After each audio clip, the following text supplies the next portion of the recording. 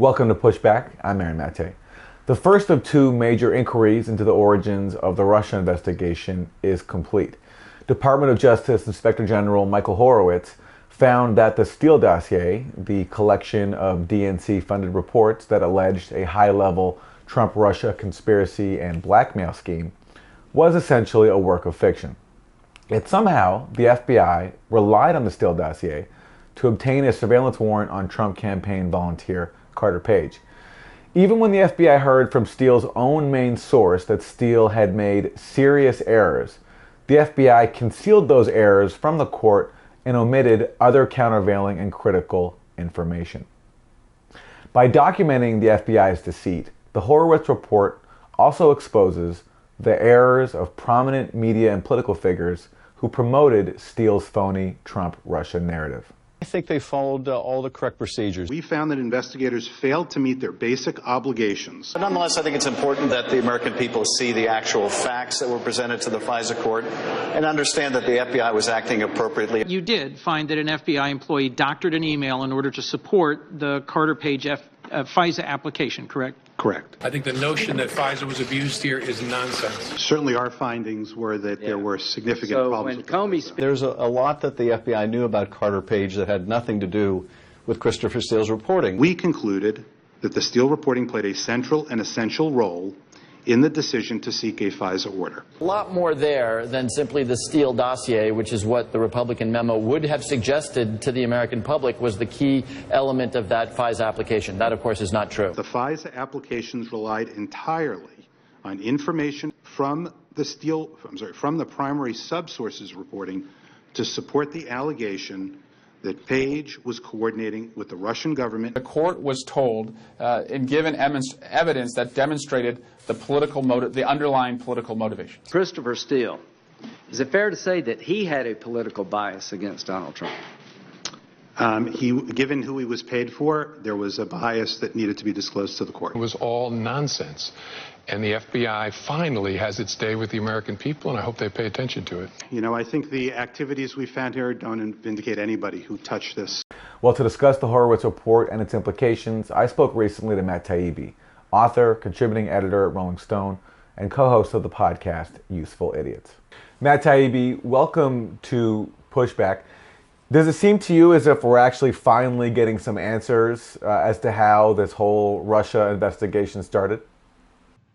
Yeah, I mean, obviously the Horowitz report, IG report, is a little bit less about how it started than what happened after it started. But yeah, no, there's a lot of answers in here about this investigation. There's a lot of clarity that we didn't have before, a lot of misconceptions that were pushed in basically all the news outlets, have now been cleared up. So it's interesting that this is finally starting to crack a little bit. The coverage, a lot of the media coverage of Horowitz's report pointed out that it didn't validate Trump's talk about a deep state conspiracy against him. But to me, all that was shifting the goalposts. To me, the question is, what was the investigation based on, and what was the conduct of the investigators who were pursuing it? And I feel like there we got a lot of damning material. What to you is some of the most What to you are some of the biggest takeaways from what we learned about how the FBI handled the Russia investigation at the outset? Well, I don't think you want to undersell that conclusion about bias, because there is some stuff in there that does tell us something real about what they were thinking when they started the investigation. The theory, the conspiracy theory that hardcore Trump fans have, that this was a frame up from the beginning, that it was done specifically to hurt Donald Trump, and that they never sincerely believed that he was somehow connected to the Russians. I think that's undercut a little bit by some of the stuff that's in the report, not just in the fact that Horowitz says it met the low standards, or I forget what the word term is. It's the low bar for predication, but also the fact, for instance, that they had confidential informants who were either in or around the Trump campaign that they did not contact, that they did not ask to to report on the Trump campaign, and that there are a couple of quotes in there about how they were really only interested in that one narrow question about Russian involvement. So that to me was a little bit of a surprise, and I think it does suggest that whoever these people were, people who are in the Crossfire Hurricane team, that they did honestly, on some level, think that there might be a problem there, and that they were actually following that up, and that it did meet the minimal standards, factual standards for starting an investigation. So I think all that's true. The problem is what happened afterwards, and I think what this report most conclusively shows is that after they got a pretty clear picture that there wasn't something there, or that at the very least that there weren't obvious indications of collusion and conspiracy between Trump and the Russians, they kept flooring it. And not only did they continue to conduct surveillance, the most intrusive kinds of surveillance, they were doing so, and then also these stories were leaking to the news media, and one has to presume that a lot of those anonymous sources who were pushing these bombshell news stories, and there were a bunch of them we can talk about, that this was happening after they already had a pretty good idea that the basic collusion theory wasn't true. Well, on that front, I was surprised to learn just how early on they realized that the Christopher Steele dossier, which was the basis for the FISA warrants on Trump campaign volunteer Carter Page, how early on they realized that the Steele dossier was basically a joke. But before we talk about that, let me ask you actually about the predication for the Russia probe itself. Because as you point out, the bar was very low to open up a probe, and that's fine. But I think it's important for people to know just how thin the predicate was. And in the Horowitz report, we actually get a very good idea. So basically, the official story of how the Russia probe was opened is that after the theft of Democratic Party emails was publicly known, and after cyber security firm CrowdStrike blamed Russia, after that the FBI gets this tip from Australia, from an Australian diplomat, Alexander Downer, that he had heard from a Trump campaign volunteer, George Papadopoulos, that Russia was offering to assist the campaign with the release of information. And that, after learning that, the FBI used that as the predicate for the probe. But here in the Horowitz report, we see exactly the tip that Downer, this Australian diplomat, relayed. And the report quotes it, and I'll read it to you, Matt. So it says, Papadopoulos, quote, suggested the Trump team had received some kind of suggestion from Russia that it could assist this process with the anonymous release of information during the campaign that would be damaging to Mrs. Clinton and President Obama. It was unclear whether he, meaning Papadopoulos, or the Russians, were referring to material acquired publicly or through other means. It was also unclear how Mr. Trump reacted to the offer. So that is from the document that the FBI received from the Australian government, basically passing on this tip that was given to Downer from Papadopoulos. So this is the basis for a counterintelligence investigation of a presidential campaign. It refers to a suggestion. It refers to a suggestion to the Trump team about a suggestion, which doesn't even reference specifically the stolen Democratic Party emails that Russia and Trump would have been conspiring over. So it's fine if that meets the legal threshold, but I think it's important to stress just how low that threshold is. Yeah, and if you listen to Horowitz's testimony on the Hill earlier this week, he repeatedly points out, and you can see it in his eyes, it's kind of funny, he's almost amazed that basically one level up from a field agent could initiate this kind of an investigation into a major party presidential candidate. And clearly that one of the recommendations of his report is that we no longer make it that easy for this to happen. They want to have additional procedures for notification. But you're absolutely right. This whole thing comes down to a conversation between a Maltese professor and an American that gets passed on to an Australian. And this ends up being, and he describes it as the sole predication for this investigation. So in other words, a conversation between two Westerners launches a counterintelligence probe about Trump and Russia, and there's no finding in this report, again, which has also happened in the Mueller report, that the original conversant, right, Joseph Mifsud, was actually in any way in the employ of the Russian government or a Russian agent. So it's an incredibly thin pretext, and you're absolutely right. Even though it did meet the minimal standards for starting an investigation, and let's be clear, it wasn't a complete nothing there. I mean, there was something to suggest, if you believe it on face value, that it was a little bit fishy for sure. But they went straight from there to the most intrusive surveillance methods, right? They were sending CIs after these guys, and then they went to FISA after that. So it's amazing. I mean, it makes me think. I mean, what if these stolen emails had come out earlier during the primary between Hillary Clinton and Bernie Sanders? And let's say I went to a low-level Bernie Sanders volunteer working in Europe and said, hey, the Russians might be able to assist your campaign with the anonymous release of some information. I'm not even going to specify what that information is. It could be anything. I'm not even going to reference hacked emails, but we could give you anything. Would that then be the basis for the FBI to open up a counterintelligence probe of the Sanders campaign? And I think by the standard established here that it would be, which strikes me as kind of ridiculous. Yeah, absolutely, and that would be sufficient. I don't think that's 100% unreasonable. The real issue, though, is that I don't see a whole lot of urgency anywhere in this process to find out who Joseph Mifsud is, which would be my first question if I were investigating this. Like, where did this come from, right? And that would be the rabbit hole I would be looking at right away, rather than trying to conduct wide-scale surveillance of the entire Trump campaign, which is what they did. All right, so that was very strange to me. It just from a standpoint of research and investigation, just the directions they went into seemed odd to me.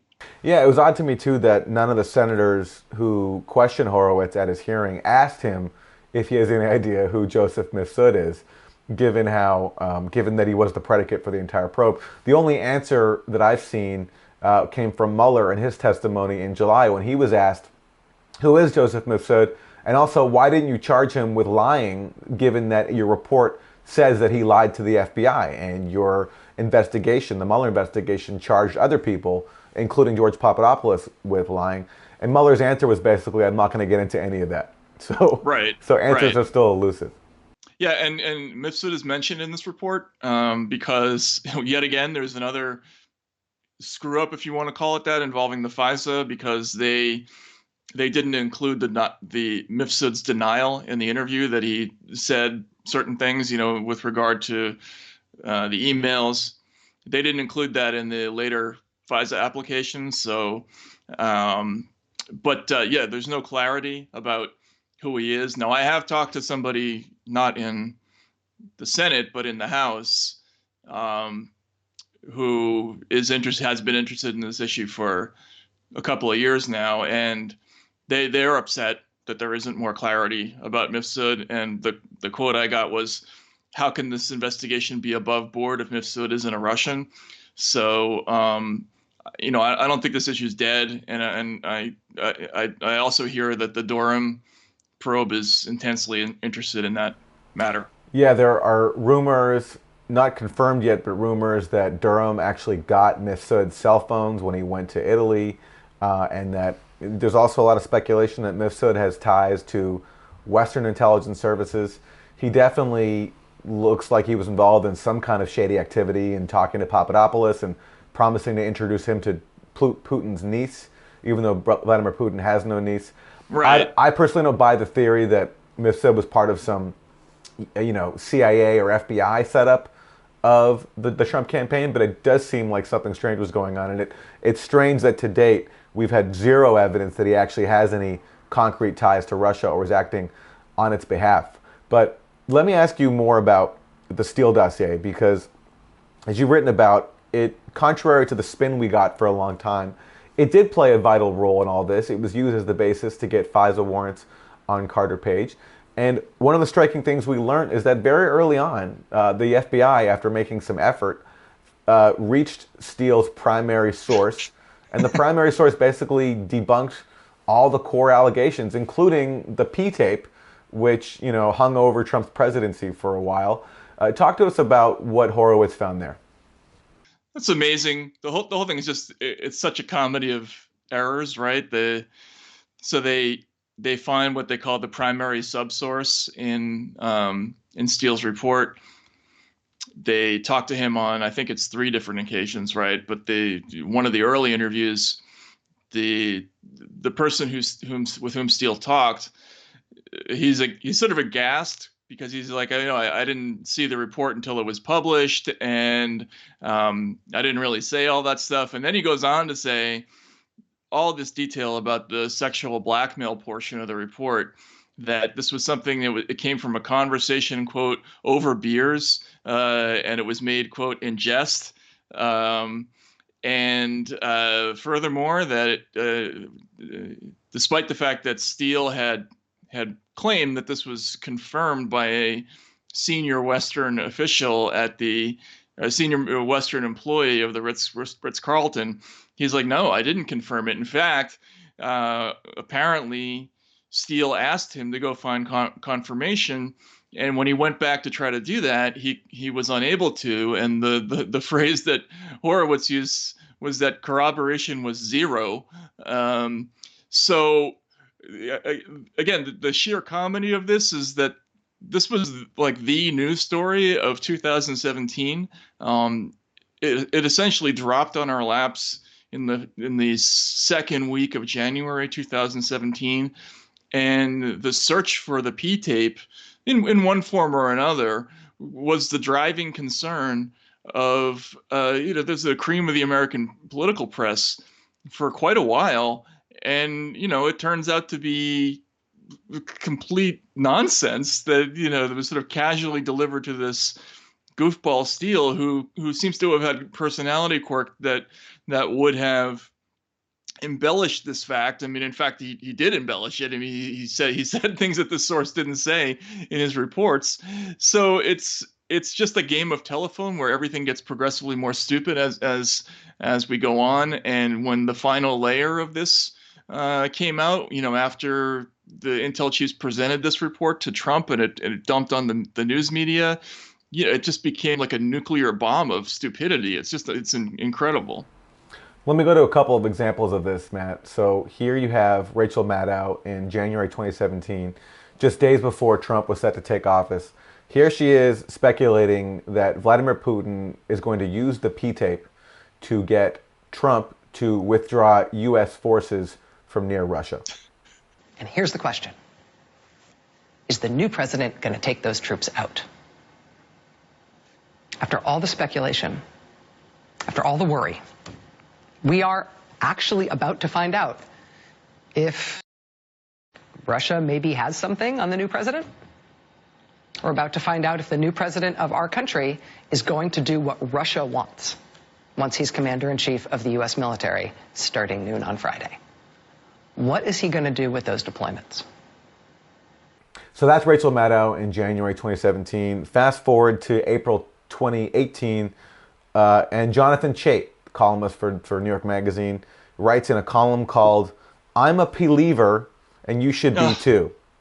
He says, quote, "An accumulation of evidence has tipped the balance from unlikely to likely," unquote, that Trump, quote, "was secretly recorded in Moscow in 2013 paying prostitutes to urinate on a bed," unquote. Matt, as a media consumer, as a media watchdog, you've written a lot about the media. Do you see any self-reflection coming in the wake of the Horowitz report and the embarrassing revelations that it contains about Steele, and accordingly the media who so widely parroted its ridiculous claims? I haven't seen any. I would actually say it's a little surprising, the degree to which there hasn't been any reflection on this, because where most people seem to be landing on this is we we complied with the minimal standards for ethics and accuracy when we did these reports. So, for instance, the Steele report was a major component of stories in early January where the news networks simply reported that James Comey and other intelligence officials had presented this document to Donald Trump, in which there were some claims that Russians were trying to blackmail Trump, right? So they can say, well, technically we were accurate. That meeting did happen, and that document was presented. So we know we're not wrong. Same thing with the story about Carter Page and a FISA court having found probable cause that he was an agent of a foreign power. Technically true, right? So people who reported that, they'll say technically that's accurate. When you get into the commentary like Chait's, where he's saying the evidence is now tilted towards it being more likely or more true. Again, he can point to the fact that there was a court that found probable cause. Well, I guess he couldn't at that point, right? Because he didn't know that was referring to the Steele dossier. But the point being, if you were a real reporter, you'd be freaked out that the underlying premise of your stories was wrong, even if legally you didn't do anything that's actionable. Like, you would just hate to be screwing up a story like that. And I haven't seen anybody who's pissed off at their sources, who's come out and say, I'm mad that I was had by these anonymous intelligence officials. Like, there isn't any of that. And that is what you would expect to see when people have been systematically fooled. We did see some of that after the WMD episode, which to me is very similar to this, but I haven't seen any of you. I mean, I haven't.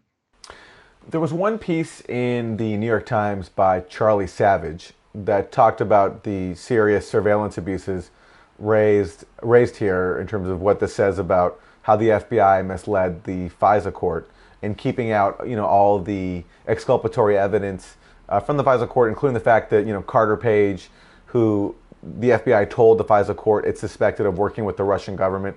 They kept out the fact that Carter Page actually, at that time, was a source for the CIA.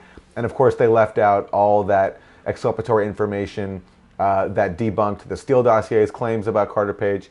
So I do think there is some concern. Some people are waking up to how the FISA process was abused.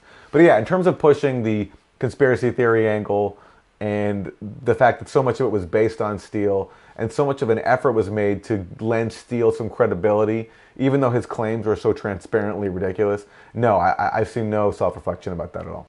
Yeah, and just to add to that a little bit, it's not necessarily a factual mistake when you do something like a fawning 6,000 word profile or however many words it was in New Yorker, right? When they did that profile of Steele, and everybody was doing Christopher Steele profiles. I don't know how many different news outlets compared him to George Smiley from the John le Carré novels, right? So that's not necessarily an error. You can't say that you're factually necessarily wrong in a lot of those places, but the theme of it is fraudulent, and you should be upset going back, to find out that this guy doesn't seem to be all that reliable.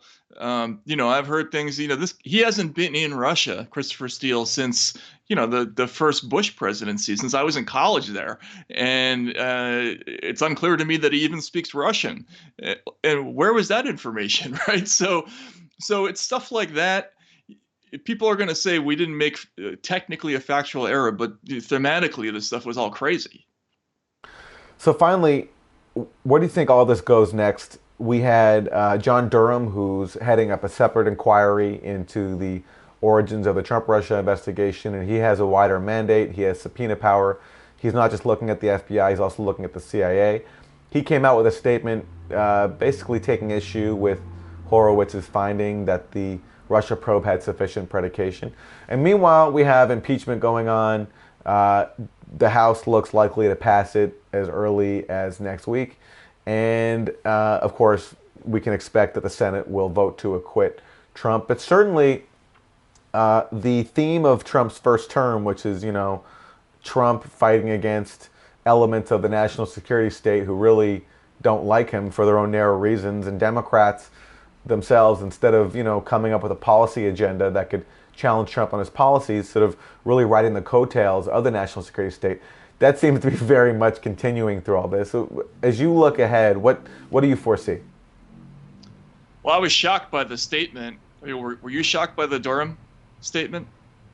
I was very surprised by that. I was surprised by that. It did seem to come from nowhere. So I can't see any scenario where that doesn't mean that they have something a lot more significant than what Horowitz found, because Durham, he's charged with, looking for cases to make. And his mandate is a little different from Horowitz, as he's not about writing a report, making recommendations. I mean, he's looking for prosecutions. It would be astonishing to me that he would make that kind of a statement disagreeing with that, unless his conclusions were pretty dramatically different. So, we've obviously heard some things in that direction. There's people hiring criminal lawyers all over the place. Incidentally, that's going to be another amazing media story. How are MSNBC and CNN going to cover the Durham probe if they have people who are paid contributors for them commenting on the probe where they had involvement with it? I don't see how that's going to work out. But anyway, that sounds like it's going to be something pretty significant. There's going to be a lot of blood spilled over that issue, and if that lands in the middle of the impeachment trial, it's just going to be an absolute circus. I have no idea how that's going to pan out. But I also think you're right on the impeachment front. All the numbers now show that the public, it's just not working. It's not producing the effect that they kind of hoped it would. If anything, the numbers are kind of ticking the other way, especially in some of the key states, as you and I have talked about before. So I just don't know what their end game is here. I don't know what they were thinking, if they actually thought that this was going to work. But that to me is also kind of a mystery. Are we ever going to find out what the thinking was behind this? Because I just don't get it. Do you? I mean, it's amazing. Well, I think, and I've said this for a while, that the thinking here is just a refusal to learn the lessons of 2016, where, as you've written about, Democrats lost because Trump painted himself as an anti-establishment candidate and won over enough voters where it mattered in the battleground states. And for Democrats to change and to mount a proper resistance to Trump, it would have mean actually transforming into a genuinely anti-establishment party so they could show Trump's anti-establishment rhetoric to be a con. But the problem is, for Democrats, to do that would mean challenging their own power within the establishment, and there has been a refusal to do that. And so instead of being an authentic resistance party, they've just latched on to a different wing of the establishment, which is the national security state, and sort of ridden their coattails and relied on them to do the job of opposing Trump that they refused to do. Yeah, amazing. It's just an amazing story, the whole thing. But and my fear now is that with Durham, this Durham report, where Durham is looking into the origins of the Trump-Russia investigation, and he has more powers than Horowitz had. He can subpoena people, he can bring charges, he can look at places beyond the FBI, look at the CIA. My fear is that Durham will uncover more damning stuff, just like Horowitz did, and this will come out in time for Trump's re-election campaign, and he will use this, also as an excuse for his failures to live up to his promises of helping the working class, because he can say, look at this deep state conspiracy against me, these unelected bureaucrats who tried to bring me down, and he can make that the issue instead of the issue being his own failure to do anything that he promised to do when it comes to actually helping the working class. Oh, he already is. I mean, in his speech in Hershey, Pennsylvania, already this week, he went over and over the whole thing. I mean, I think we can expect Trump to try to do a couple of things if they're smart, and I don't unfortunately think that they're dumb about these things. They'll try to stall the release of the Durham thing as long as possible. I think ideally they would like it to come out after the impeachment process is over. But even if that doesn't happen, you're absolutely right. I think we can expect on the campaign trail He's going to be like late stage Lenny Bruce. He's going to be up there with the court papers in hand, talking about all the injustices that were done to him. And, unlike those Lenny Bruce acts, it's going to work. You know what I mean? I think he's going to be able to say there was a conspiracy against him with some significant justification. Even the Horowitz thing, yeah, he didn't use the word bias, but collectively all those incidents, that's clearly what it is. I mean, they're thumbing the scale to keep the investigation going. No matter what you call it, it is what it is, and he's going to be able to, to ride that too. So it's a disaster, because if they had just not done this and argued against Trump's presidency on other grounds, on how is America doing, inequality, all of those things, it would have been tough for him. But now they've handed him an issue, a couple of issues, huge ones, that he'll be able to carry all the way to the finish line without having to delve into anything. It's amazing that they did this. Matt Taibbi, contributing editor at Rolling Stone, co-host of the podcast Useful Idiots. Thanks very much. All right, thanks a lot, Aaron. Take care.